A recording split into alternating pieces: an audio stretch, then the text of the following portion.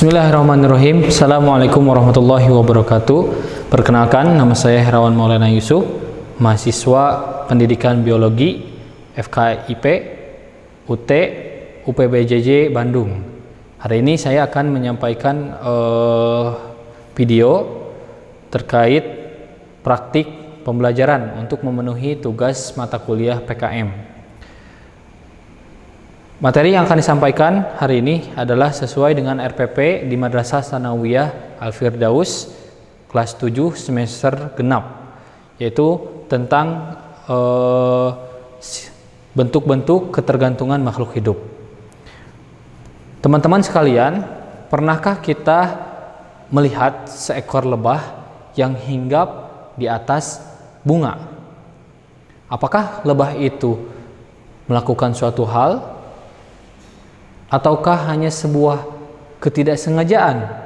Tentunya kita tahu bahwasannya lebah tersebut hinggap di bunga untuk membantu bunga dalam melakukan penyerbukan, yaitu menyebarkan serbuk sari agar bisa terjadi penyerbukan sehingga akan terjadi pembuahan. Pernahkah kita terpikir atau mungkin kita sudah belajar di sekolah dasar bahwa hal tersebut kita namakan simbiosis. Apa sih simbiosis? Nah, simbiosis adalah proses makhluk hidup saling berkegantungan terhadap makhluk hidup yang lain. Nah, sedangkan menurut para ilmuwan, yang dimaksud simbiosis adalah hubungan saling bergantung antara makhluk hidup dengan makhluk hidup yang lain. Ini adalah sebuah bukti bahwasannya setiap makhluk hidup itu tidak bisa hidup sendiri.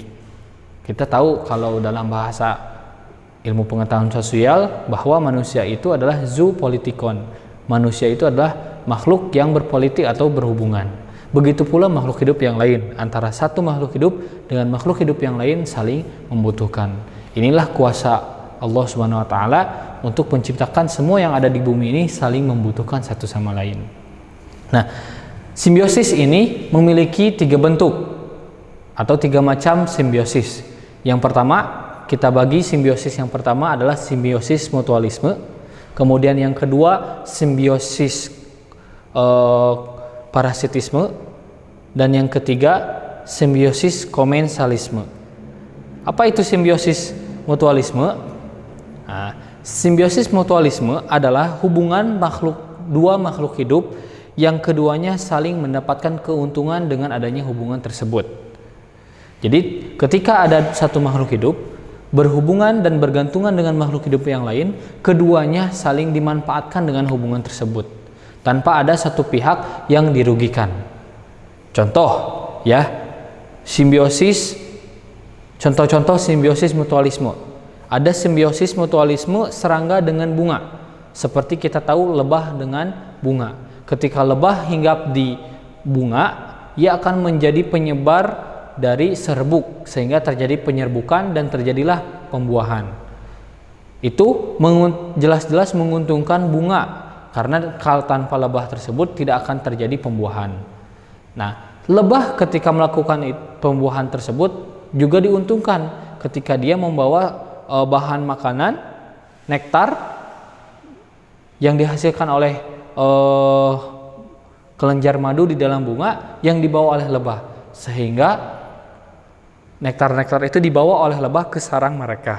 Itulah proses simbiosis mutualisme, di mana lebah diuntungkan dengan nektar yang diambil dari bunga dan bunga diuntungkan dari penyerbukan yang dilakukan oleh lebah.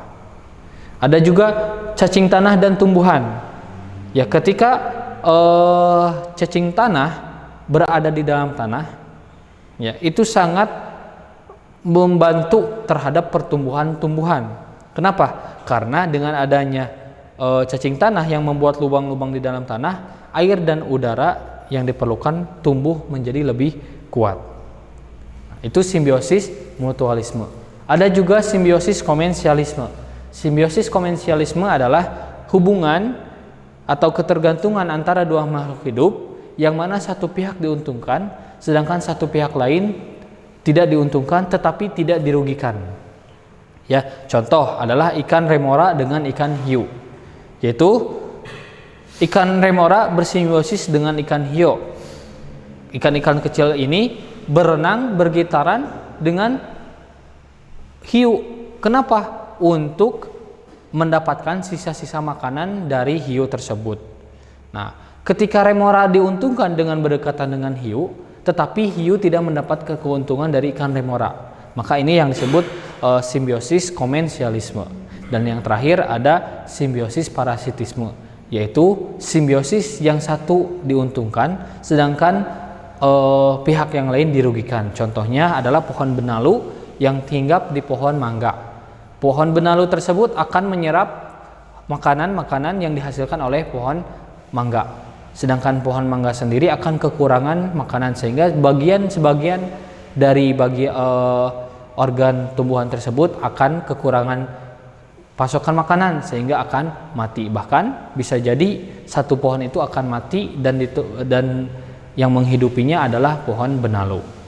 Nah, itulah proses-proses simbiosis atau hubungan bentuk-bentuk ketergantungan makhluk hidup dengan makhluk hidup yang lain.